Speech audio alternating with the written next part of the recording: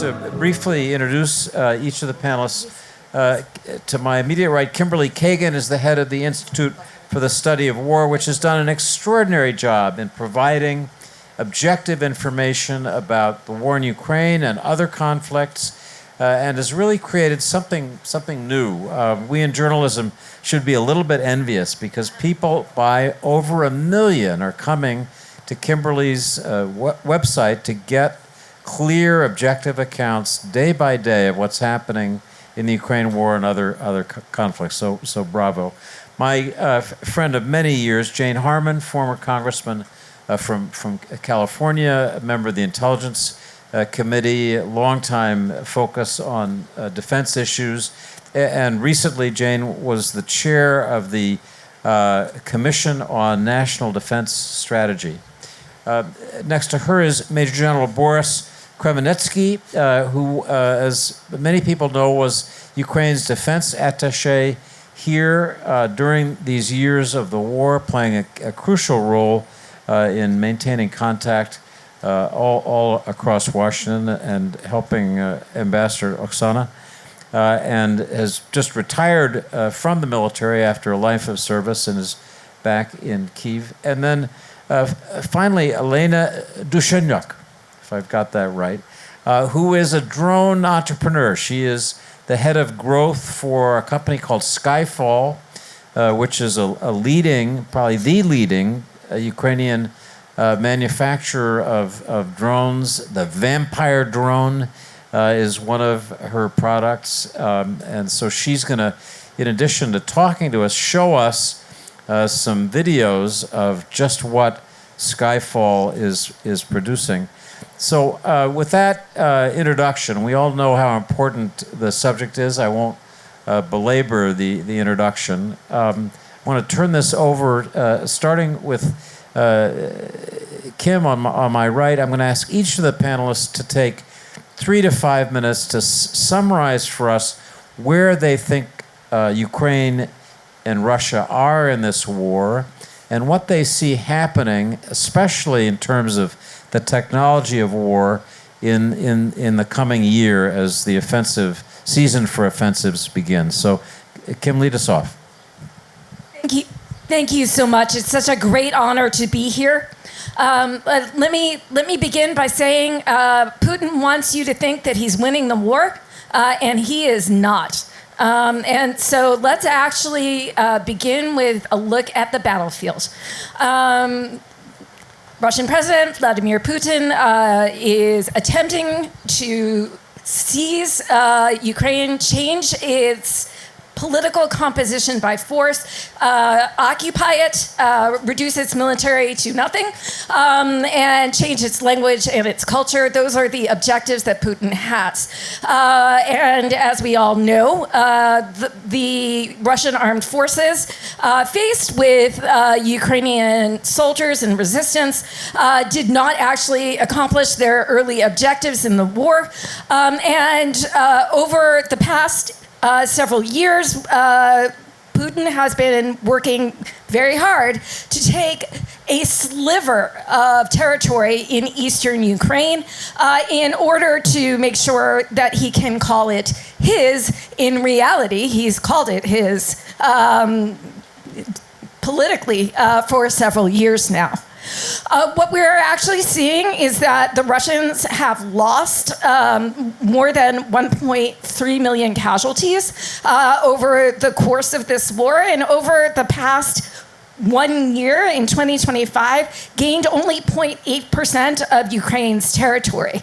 So in other words, Putin is wasting the lives of Russian men, struggling forward at a flatline trajectory, field by field, in order to gain really small bits of terrain and persuade you that these small bits of terrain are large bits of terrain, and therefore make you think that he is winning the war.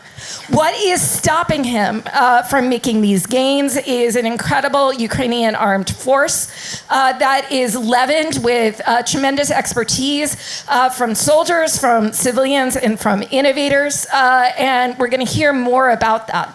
But right now, as Russian forces try to conduct their offensive in eastern Ukraine, they are being met with essentially a wall of drones. That is to say, some of the extraordinary production of drones that Ukraine is manufacturing. I think you all know that Ukraine has the capability to make 7 million drones this year, and it just lacks the money. And so in this environment where the Ukrainians are fielding millions of drones, these unmanned systems are actually backing up the soldiers on the front line. They are protecting the lines, and the Russians are now talking about a drone fist that is meeting them at the same time. And so as a result of this complex combat line, which I can talk about more in questions, the Ukrainians are keeping Russian gains to a minimum and actually have been conducting counteroffensives to gain back little bits of land. So this war is not going in the direction that Putin wants, and he faces a lot of strategic decisions this year about how he can finance the war and keep it going and achieve his objectives. And I think we can talk more about that in the second round. Thank you, Kim. Jane, you have a special perspective on this war, having thought deeply about U.S. political support for it. So give us your sense. All right. Well, let me first say how fabulous Oksana Makarova is. And Ukraine could not have had better representation over the last years than from her and from Daniel. I mean, just an amazing force. And that relates to something else I want to say, which is that with all the weapons that we're going to discuss, I think the strongest weapon in Ukraine right now and throughout all this is the Ukrainian heart. You never stop. All of you never stop. And something I'm very proud of is I learned during this war that my maternal grandparents were Ukrainian. So I am Ukrainian. And I don't know if I never stop, but Bob would tell you I never stop. So, okay, now, U.S. It's okay? I'm not sure. Yes? Can you hear me? Okay. U.S. support is sadly, at this point, anemic. I mean financial support. A majority of Americans support Ukraine. A majority in Congress would tell you they support Ukraine. The Lindsey Graham bill to impose secondary sanctions on countries that deal with Russia has never passed because President Trump doesn't want it to be called up. Sadly, he has just invoked secondary sanctions on countries that deal with Iran, so he understands the point, but he has blocked this bill. And not only is U.S. support anemic, but U.S. support for NATO, I don't think anyone is missing this, is caustic and sadly demoralizing. And I think it is a gigantic mistake, and to me personally, hugely embarrassing that my country would take this position. On the other hand, David, if I could just add that I did chair this Commission on National Defense Strategy. We made unanimous bipartisan recommendations in 2024, including robust aid for Ukraine. But the other thing we talked about was our defense industrial base and how it was built perhaps to win the last war and was totally vulnerable to win, incapable of winning the next war. In fact, I think our first sentence was in a possible matchup with China, China could win. We didn't say China would win. But why was that? It's because it lacked all the things that Ukraine hasn't been inventing. I mean, Ukraine has written the textbook on 21st century defense, and everyone else on this panel knows more about it than I do, including you, David, because, well, both of us have made trips to Ukraine during the war, but I think you've come back with more specific information than I have, so I'm going to sit here and learn. But in conclusion, I think that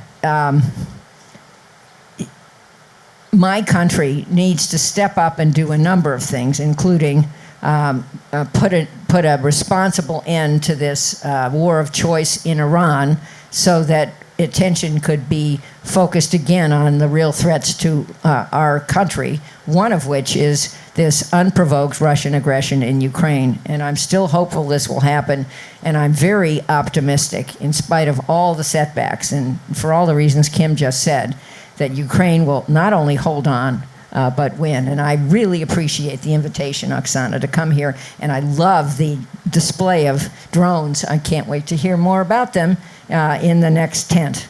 Thank you. General Kremenetskyi, you mentioned to me before we started that Ukraine is not simply a consumer of weapons and weapons technology, but increasingly a supplier. And maybe that's one of the issues that you could address in these opening remarks. Well, thank you very much. It's a pleasure to be here, especially ad hoc panelist, and I can be less diplomatic as 3 months ago. And just what we see now, I'm saying not consumer of weapons, but consumer of security.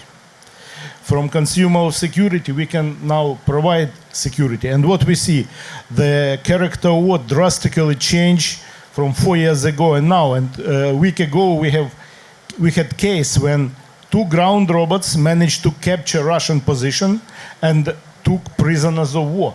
So that is first time in history. So from World War I, World War II artillery warfare, we just come into drones taking battlefield. I'm not talking about kill zone, which increased from 10 kilometers to 40 now. We are not talking about intercepting drones, but what we see that country which developed these Shahid drones some years ago, under sanctions, by the way, they now they tested these drones in Ukraine. Now they really deploy these drones on the Middle East to other countries. And in this case, Ukraine, with our experience, with our technology, we can help the world to save people from that type of weapons.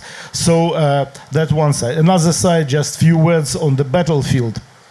Of course, I'm not as precise as Institute Studies of War, which every day monitors. But what we see now, in reality, Russians, they could not reach real victorious effect on the ground. And now, they continue to terrorize Ukrainian population. Just last few days, my native city, Cherkasy, 8-year-old boy was killed. Last night, Kyiv, ballistic attack. They switch from night attack to daylight when people are on the street, people in the offices. Also, they shoot second way on the first responders, which is absolutely war criminal and everything. So we also expect that world not only help Ukraine with what we say material, but political support and condemning this kind of terrorism. That is very important. And I'll stop on this. I will give, it's more interesting to listen to Skyfall people. So, Elena, so your company is making these amazing weapons, and you're actually going to show us, I think, some videos to give us a sense. So go ahead. Yeah, so that's the last thing I can do. But I'd like to start with saying a huge thank you to all of you, to the whole American society and government, to Ukrainians here, to the ambassador, for standing with Ukraine. Your solidarity means hope, strength, and life for us. Thank you for that. Today I will show you and tell more what Russians won't be able to build, even if they really wanted to. Skyfall. So let's watch a very short video so that you definitely understand what do we do from the early morning till the late evening. So this is actually how everything started. From a garage startup, we managed to become the biggest UAV manufacturer in Ukraine. And we're frequently asked why. Where is the key to this success? And I'm sure that the key is our inner motivation to protect the land, to protect our home where Russians invaded actually. So here you see our founder and CEO, who's also here today with us, assembling the first vampire in 2022 in his garage, right? So, and the first one was just assembled from scratch. We didn't take a Chinese agricultural drone as a prototype. So that appeared from just an idea to millions of drones per year. So, and just a couple of numbers later, I will show you, right? So, and the colleagues will help me a little bit. So, Skyfall is not only about just assembling drones, and it's important to understand that Ukrainian technological companies, they're not just assembling Chinese components in their garage, they're more about technologies. They have their strategy and vision in technological development, and they're also ready to share what we will achieve. So we're ready to achieve with our trustworthy partners as United States. So, okay, I'm a digital dinosaur, but I still work for a huge technological company, right? It's difficult to count the number of missions we take part in. It's like millions and millions of missions because we created the most effective, actually, and the cheapest solution for Ukrainian front line. So can we please move to the next slide because I don't know. We're not only about the product making, software and technologies, we also have the biggest pilots trainee center, 24/7 support. We managed to build the whole ecosystem for not only the drones, but for all the technologies that we do use for Ukrainian battlefield. And what we do now, we moved further a little bit. We're able to create the whole infrastructure, the Iron Shield, for example, the new updated version, not only using the well-known, very expensive air defense equipment, but also we already figured out how to deploy autonomous system into existing air defense systems. So the legendary Baba Yaga drone that Russians once called, so you were able to see it over there at our pavilion, right? On the one hand, it kills. Once you have put 4 grenades, so you're ready to complete the mission successfully. But once you put their blood, humanitarian aid, food, water, radio links, it becomes something that will definitely save your life if you were cut off from any access to what people really need on the battlefield.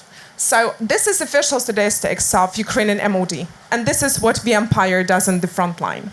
So that's insane result compared to artillery must be with 200 points. So, and this the good answer. So, why the drone is a turning point for the new warfare time. And this is also a good sign that Russians also know how to do that. They also have drones, they're trying to deploy unmanned systems and so on. So either you learn expertise in Ukrainian industry or you need to go to Russian. So Iran and Russia, they cooperate together, unfortunately. So our vampire is the holder of not only the first position in official statistics, but also all the awards of being the most effective, the cheapest, and the most popular choice of the end user. So, and the success of it, because it's very easy to be used, and it's something, when you take the remote control in your hand, you have a couple of buttons, either to drop the bomb or not, to start the mission, to finish the mission, that's it. And that is also one of the key of success.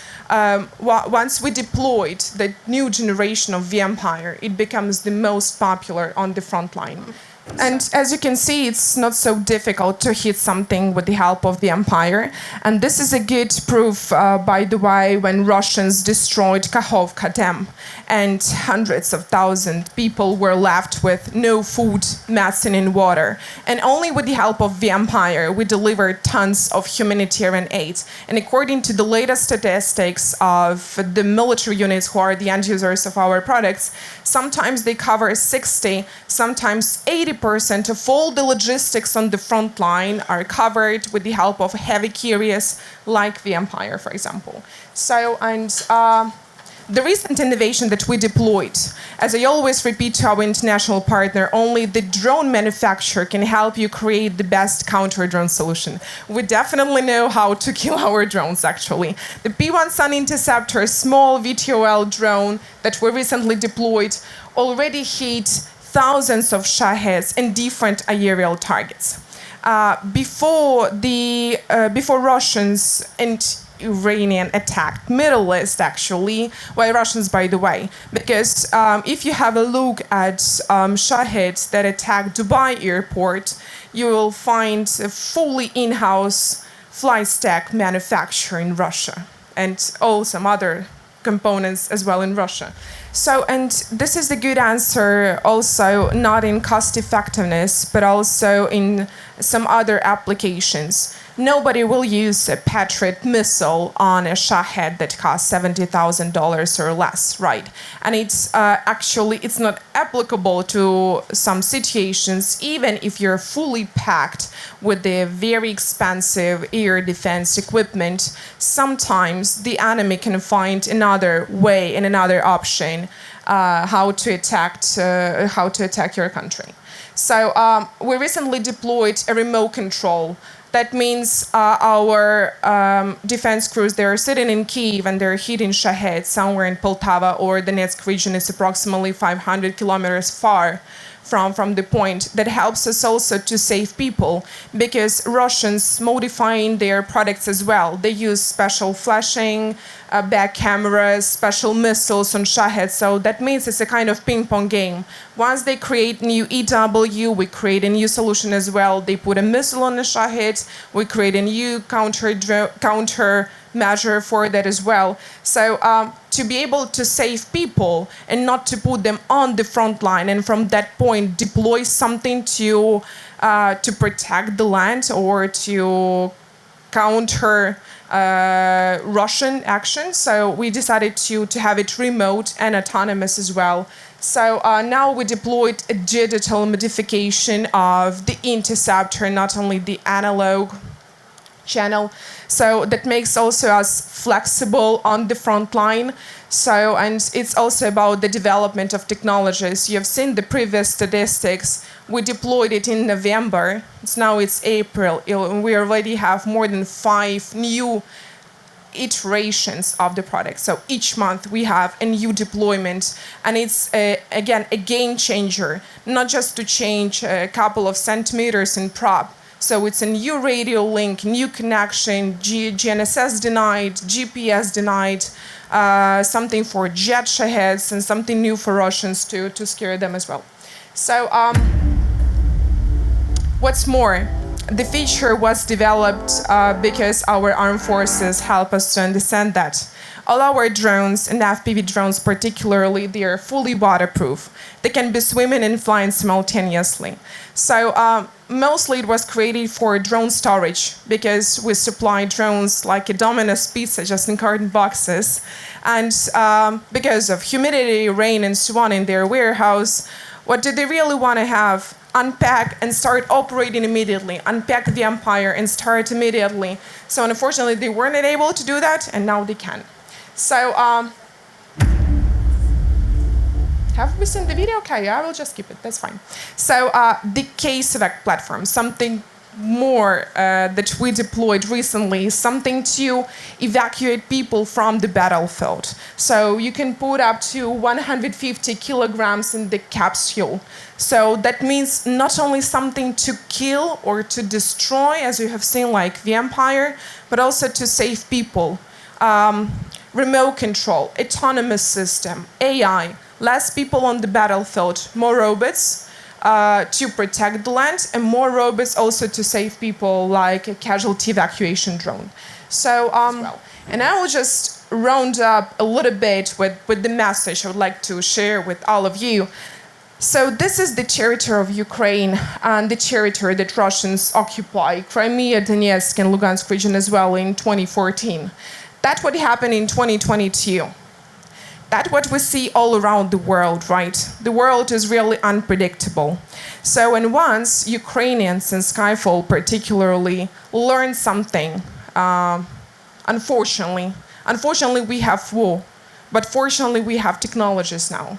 So, and as the world is really unpredictable, Skyfall is ready to share the knowledge and the expertise that we gained. We're not scared of sharing technologies, of transferring technologies and something like that, because thousands of people, if not hundreds of thousands of people, they dedicated their health, they dedicated their life to have all these technologies working for the battlefield now.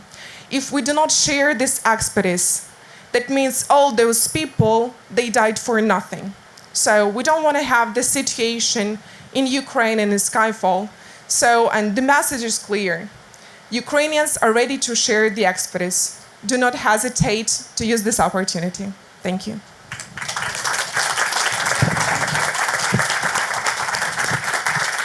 So that was superb. You've given us the face of innovation and success on the battlefield. I just hope there were some Saudi and Emirati friends who were in the audience with their checkbooks to add to their security. So I want to turn now to asking each of our panelists some brief questions. And let me start with Kim. And Kim, I want to refer to what Elena described as the ping pong game. So it's unfortunately the case that Russia is a learning army. And after the enormous setbacks of the middle of 2022, when they were pushed back to Kyiv, they have upped their game with EW and drones. And I'd like to ask you what you see ahead this year. I think we're all curious about whether the Russians will try to launch a new offensive, having failed to gain much ground last year. Are they going to try again? Do they have new weapons, new platforms, techniques that you're seeing and are concerned about?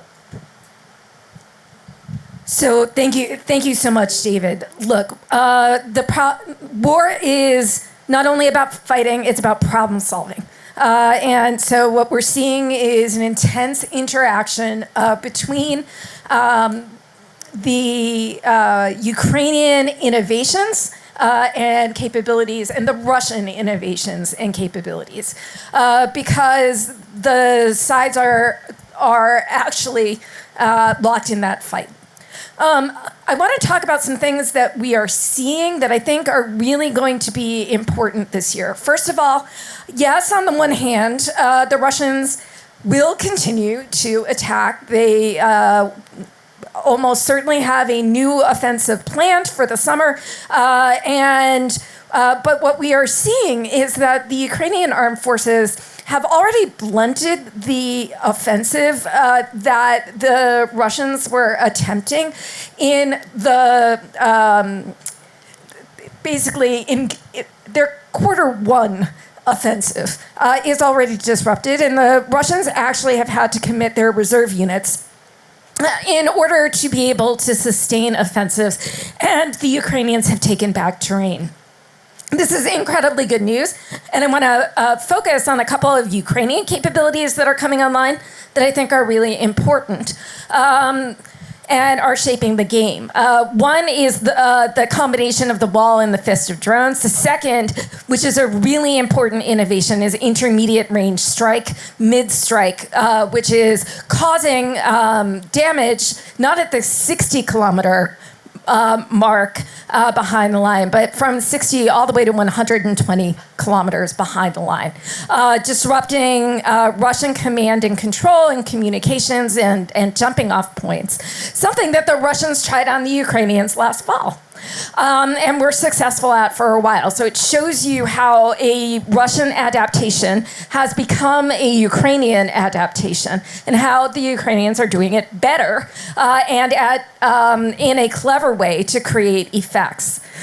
This year, we are going to see many more of the unmanned ground systems, but we're also really going to see autonomy coming to fuller maturity in the field. We see it in last mile targeting, in interceptors, or in drones. And what we also see are relay drones and the beginnings of swarming.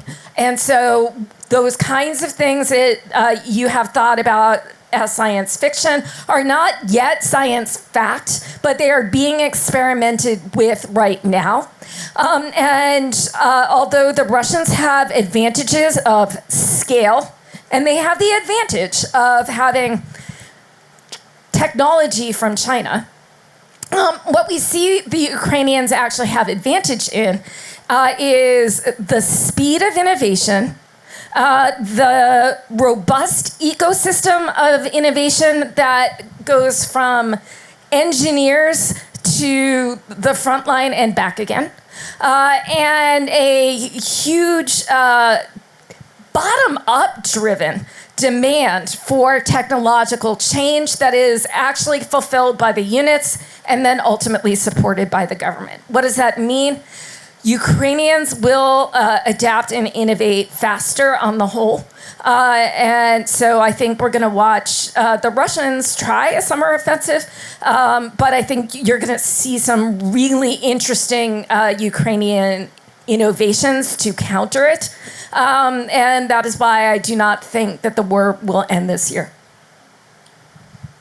I want to ask just a brief follow-up to Kim in two areas.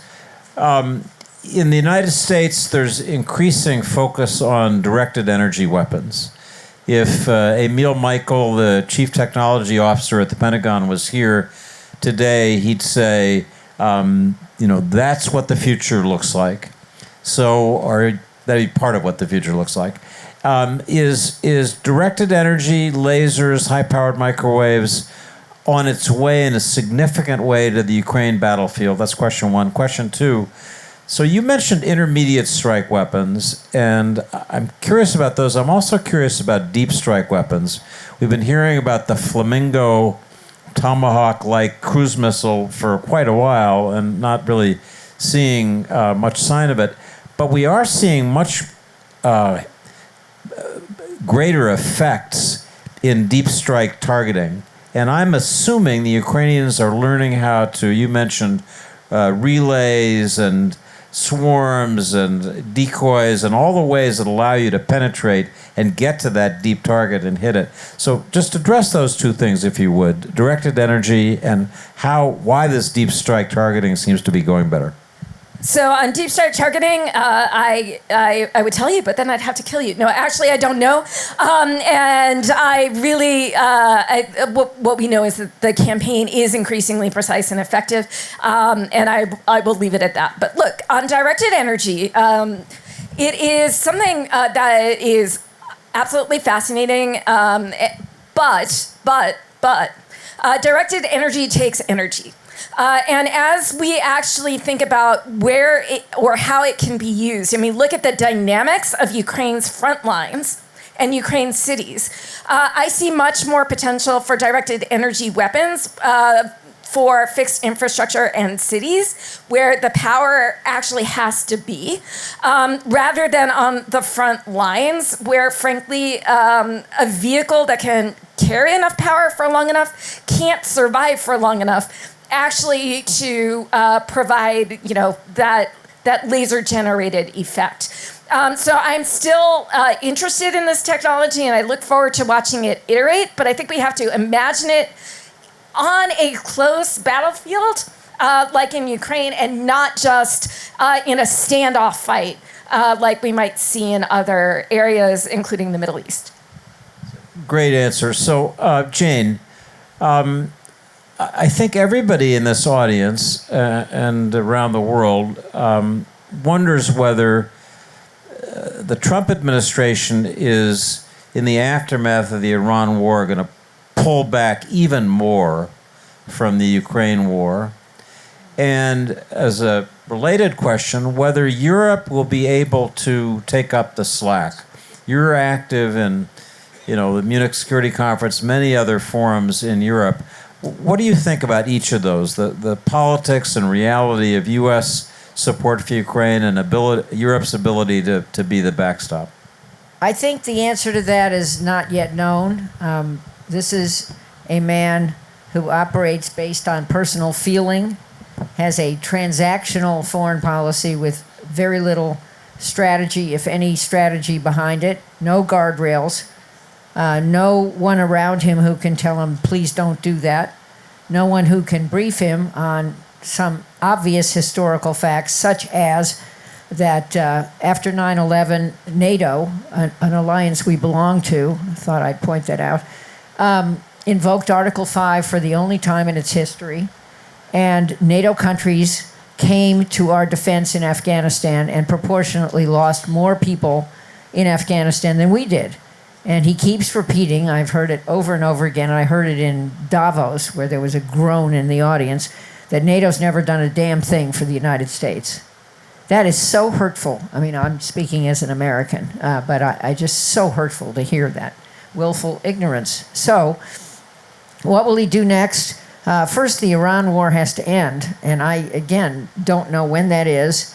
We may end up with the status quo ante. We may still have the same regime, although the elders have been removed, but the juniors still have great strength, and the organization of Iran is intact. We may still have nuclear weapons, or not nuclear weapons, but certainly highly enriched uranium, and a country more determined to make nuclear weapons. And then we still can have the threat of blackmail in the Strait of Hormuz. It only takes a speedboat and some mines, and we're not very good at removing mines. That's not one of our skill sets. So I don't know that Iran really ends. I mean, I'm sure there's some declaration of victory, whether the facts are true or not. That's why I rely on Kim. But will we return to Ukraine? I think we should return to Ukraine. I think NATO, sadly, has postponed the first tranche of this large loan based on the frozen assets of Russia until the fall, but I think that will come. And I think that other countries, I'm pretty sure other countries, think Japan. I was just on a panel with some Japanese folks, and they're very interested in Ukraine. I think other countries will band together, and I just would say, David, final comment, that among the other huge disappointments is, to me, that U.S. leadership around the world to keep the world safe is declining, and respect for that, and anticipation that we will be the world's policeman is, if not gone, going. And but I think that with countries like Canada and others, declaring themselves middle powers who are now free agents to form different alliances, that the world will come back to Ukraine. It is such an appealing place. And final comment, which I should have said in the first place, it also is, because of its innovation, a huge potential defense supplier to this new world. So, Borys, I want to ask you about the element of this war that I think probably concerns me the most, and that's air defense. There just seems to be an insufficient number of interceptors available to counter Russia's ballistic missile threat in particular. This week we saw Russia throwing ballistic missiles at various cities in Ukraine. I was last in Ukraine in January. The ballistic missile attacks through the winter obviously were intense. And that's something that worries me, and I'm sure it worries everybody in the audience. You've thought about this deeply as a military officer. Just say a little bit about this problem and how best Ukraine can try to solve it. Well, since the very beginning of this aggression, Ukrainian leadership were asking close the sky to make non-fly zone. It didn't happen. At the same time, there is no air defense which can do 100% of defense. Whatever you can put Patriot system in every village, but it's not going to make 100%. But what we are reaching with various assets, it's sometimes 80, 90%. Even systems like Hawk, which were decommissioned in many countries, they're quite effective against Shahed drones, against cruise missiles, and so on. So with air defense, we came again to technology which we could not imagine few years ago. For example, Frankenstein project to put Western air defense missile or air-to-air missile with Soviet-built launchers, for example, to use to make clone of other missiles.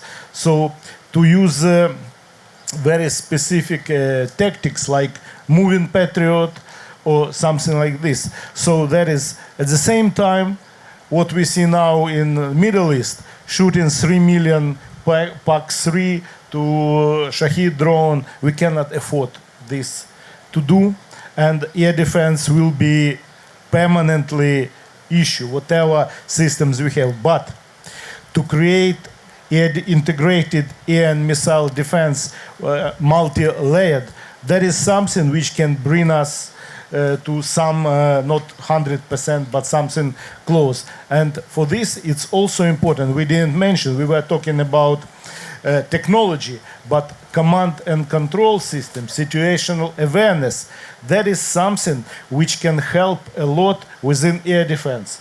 For example, what we did, and you just said about some Russian command and control, we managed to overcome this Soviet type of command and control system. When soldier on the field wants to listen general who is sitting in general staff, we quit with this some time ago. So we transferred a lot of authorities to local commanders.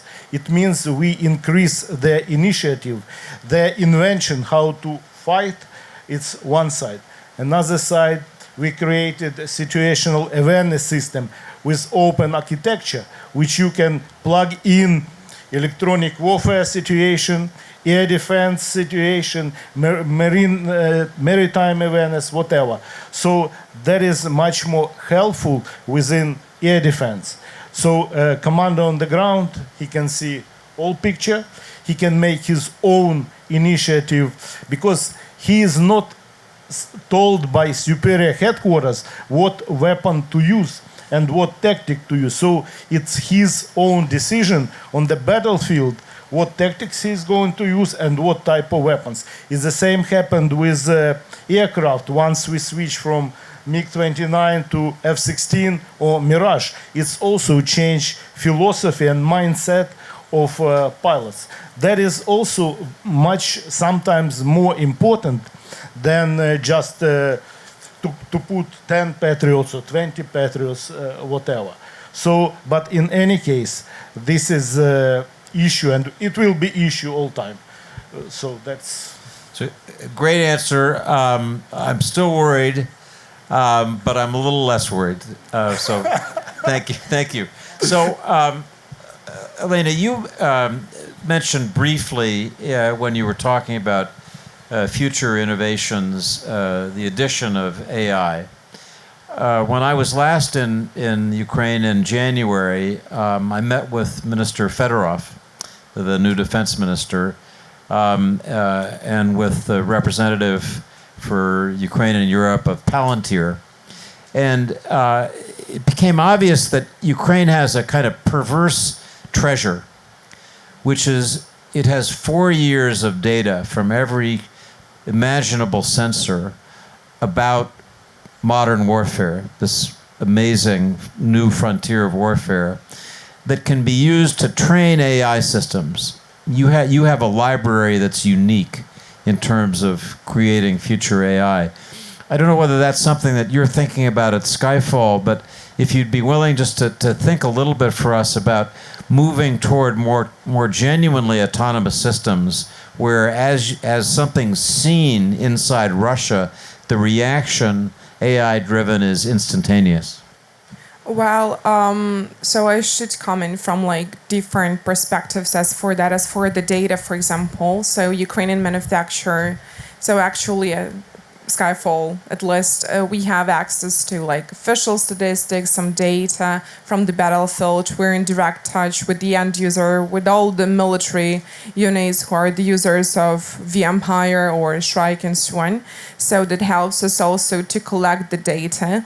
But at that right moment, we have our own system that collects the data from our drones, from the cameras, from the mission planner and so on, and with the help of AI, so processes the data, and every morning we're given a report. So once we deployed a new generation of the Empire, we can see the pitches, for example, what could run, for example, and so on. So this is as for data, right? So I can't say that it's the most invaluable, right? So the most important here, how you use this data further, right? It's not only enough to collect the data and give it to AI to analyze. So here's more about how you apply this experience and data to a new iteration of the product. So this is like the one perspective of AI usage for the data, for example. The second one is the software on the drones and on the platforms that we do manufacture. So in Skyfall, we're not the fans of cyberpunk on the battlefield, right?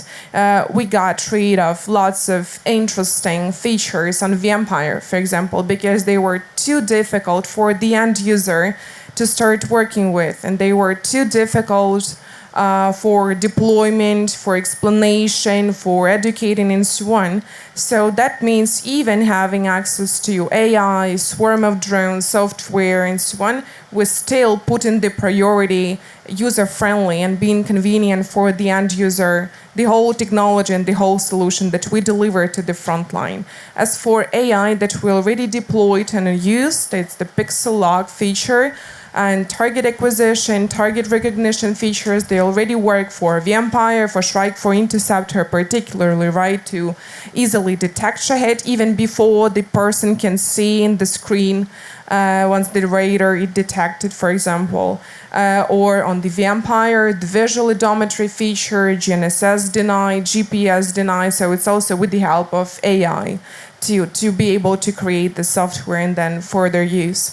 But still, we leave the human as a decision maker, at least the final button to finish the mission, to eliminate this aerial target or to cancel the mission, because for deploying a lot of AI and such software, especially to air defense in not a rural area, can make it dangerous, because as you can see, the altitude for such an interceptor, it's 9 kilometers, is the average altitude for helicopters, for civilian planes, right? So, and when we're talking about to give it to AI to make the final decision or leave it to person, still, at least in Skyfall, we leave it the final decision for the person, and AI we use as the tool to help create a new updated solution for the software, for technology.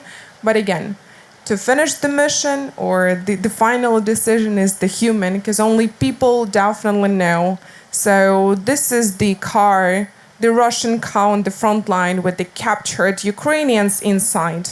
Or this is a Ukrainian car with Ukrainian plates on it, but an occupied territory with Russians inside. For AI, both cars. For AI, the same targets for eliminating, right? So still, we have a lot of AI, but we're more about to control it better. So that and all the other presentations for me were informative and also inspiring.